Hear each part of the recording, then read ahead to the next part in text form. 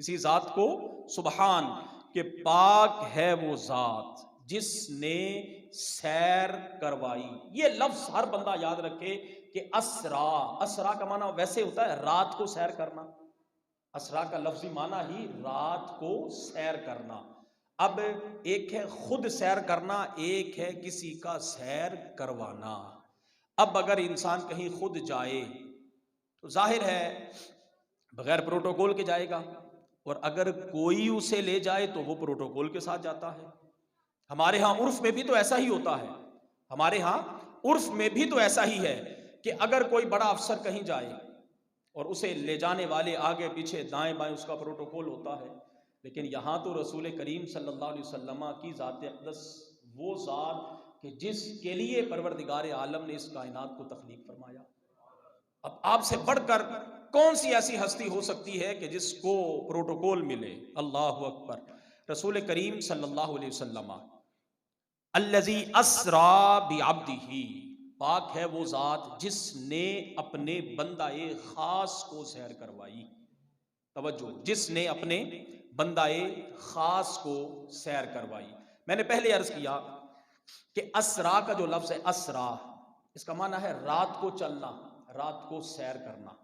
اور پھر ایک اور بات یاد رہے کہ اسرا ایک ہوتا ہے تیز تیز چلنا، ایک ہوتا ہے آرام آرام سے چلنا. سیر بندہ، اگر ہم میں سے کوئی بندہ کہیں جائے، ہم یہاں سے لاہور چلے جائیں داتا صاحب، تو جب ہم مزار شریف پر جائیں یا کہیں کوئی شخص اور کسی جگہ پر چلا جائے سیر و تفریح کے لیے، تو وہاں ایسا تو ہوتا نہیں کہ بندہ بھاگتا بھاگتا بھاگتا پھرے، ایسا تو نہیں ہوتا.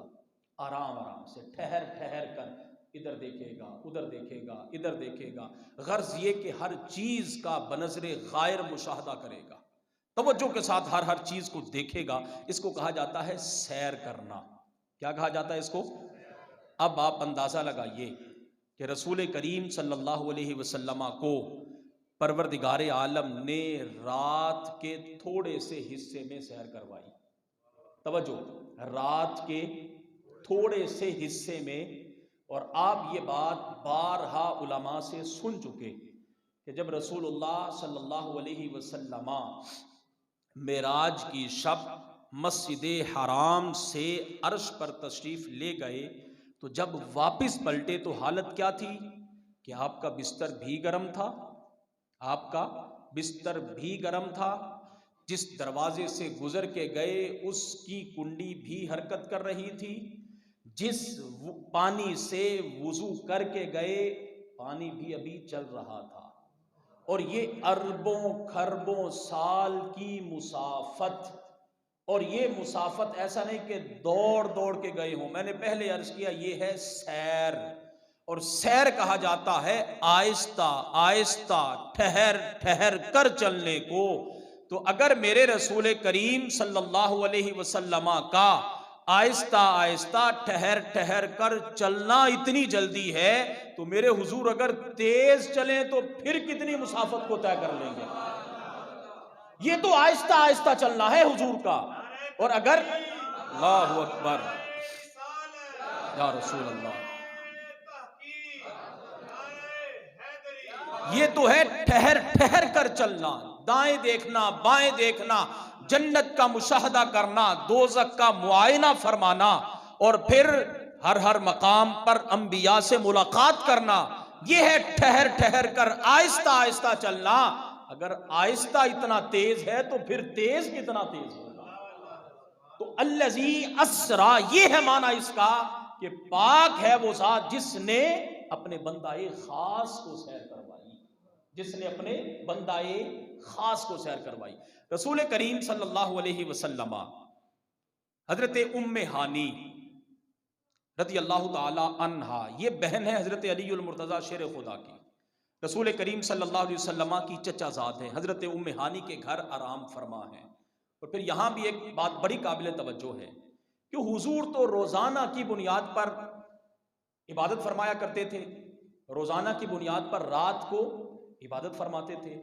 لیکن آج کیا وجہ بنی کہ حضور عبادت کی بجائے محو استراحت ہیں، عبادت کی بجائے محو استراحت ہیں. حضور آرام فرما ہیں. جناب سیدنا حضرت جبریل امین علیہ الصلوۃ والسلام 70,000 فرشتوں کے جھرمٹ میں، کتنے جی؟ یہ ہے پروٹوکول. اور پھر ہر فرشتے کے ساتھ ہزاروں فرشتے. نبی علیہ الصلوۃ والسلام آرام فرما ہیں، ظاہری طور پر حضور کی آنکھیں بند ہیں. جبریل امین چھت سے داخل ہوئے، جبریل امین چھت سے داخل ہوئے. اب دیکھا کہ حضور تو محو استراحت ہیں، اٹھائیں تو کیسے اٹھائیں تو. اور آپ یہ بات بارہا علماء سے سن چکے کہ جبریل امین نے حضور کو کس طرح اٹھایا؟ پاؤں کی تلیوں پر بوسہ دیا. جبریل امین نے کس طرح اٹھایا؟ پاؤں کی تلیوں پر بوسہ دیا.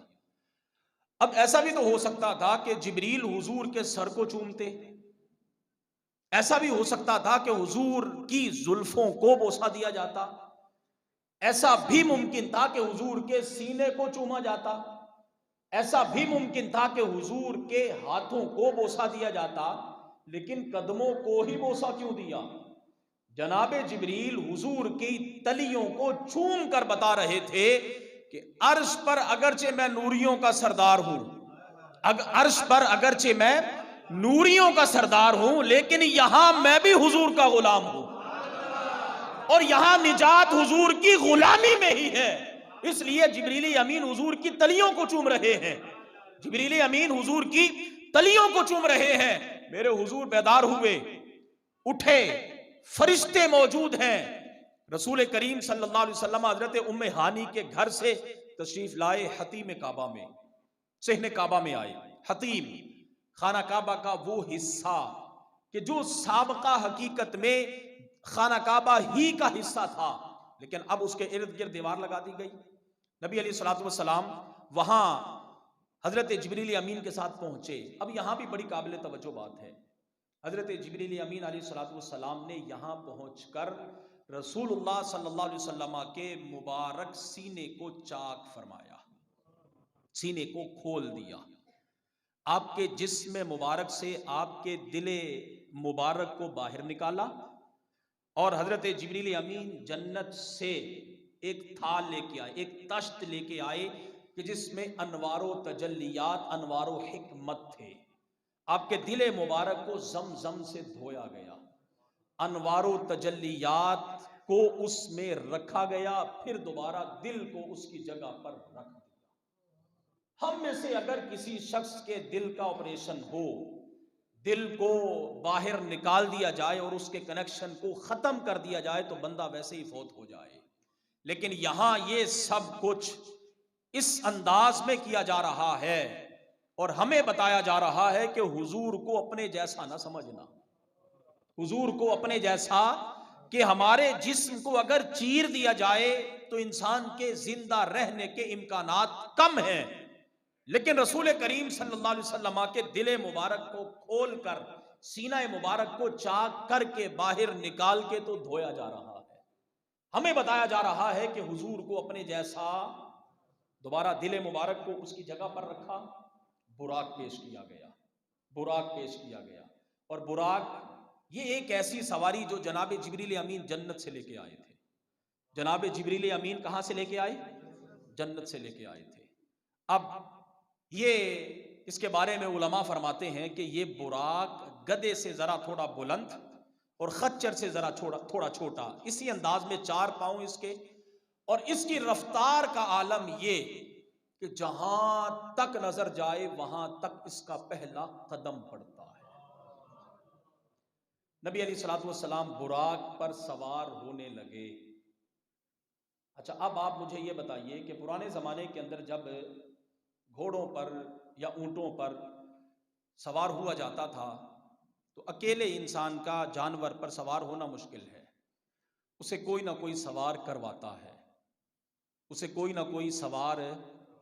اور اب میں یہ آپ کے سامنے حدیث پاک پیش کر رہا ہوں، کوئی کہانی قصہ نہیں. رسول کریم صلی اللہ علیہ وسلم جب اس براق نامی جانور پر سوار ہونے لگے تو جو اس کے اوپر رکھا ہوا تھا اور جس رکاب میں پاؤں رکھ کر حضور نے اوپر سوار ہونا تھا، وہ رکاب جس میں حضور نے قدم مبارک رکھنا تھا وہ جبریل امین پکڑے ہوئے.